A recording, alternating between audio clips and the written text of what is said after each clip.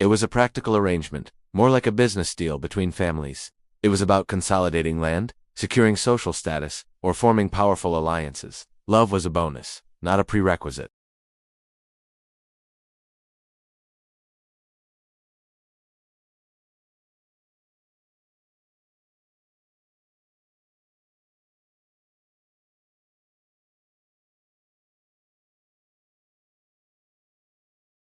This ring didn't say, "I love you with all my heart." It said, "I will marry you." It was a public declaration of commitment, a sign that this person was officially off the market. It wasn't about luxury or romance. It was about responsibility and social order.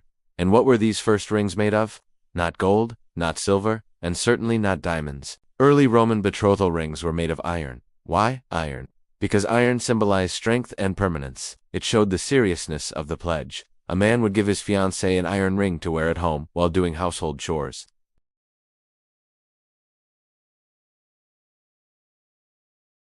Over time, as Rome became wealthier, gold rings became more common for both public and private wear, but the core meaning of a binding promise remained. Fast forward to the Middle Ages. The concept of engagement became even more formalized, especially within the Christian Church.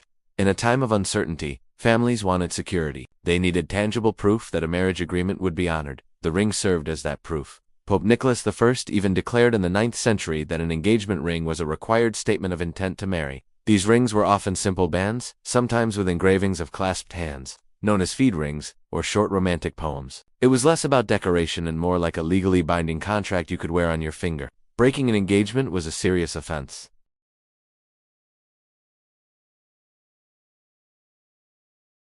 Archduke Maximilian of Austria proposed to Mary of Burgundy, and he didn't just give her any old ring.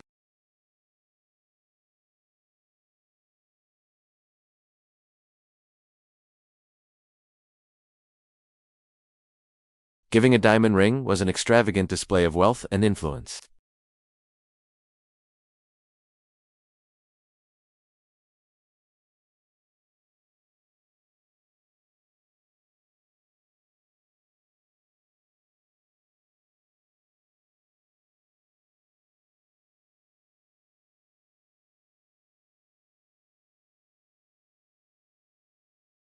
The Industrial Revolution brought new wealth, and people wanted to emulate the lifestyles of the rich and famous.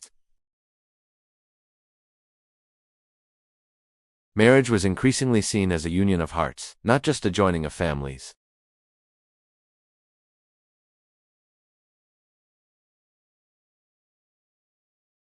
The 1900s cemented the engagement ring's place in modern culture.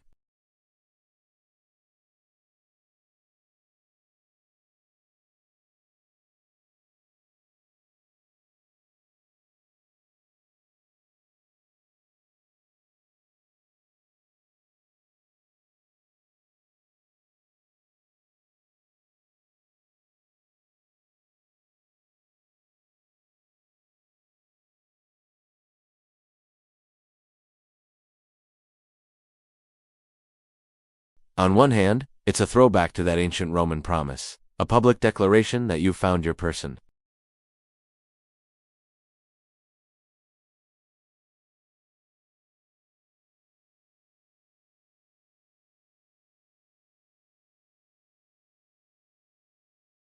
The true origin of the engagement ring wasn't born from poetry or romance. It began with practicality, duty, and responsibility. It was a legal token, a sign of an agreement. But over centuries, humanity infused this simple object with new meaning.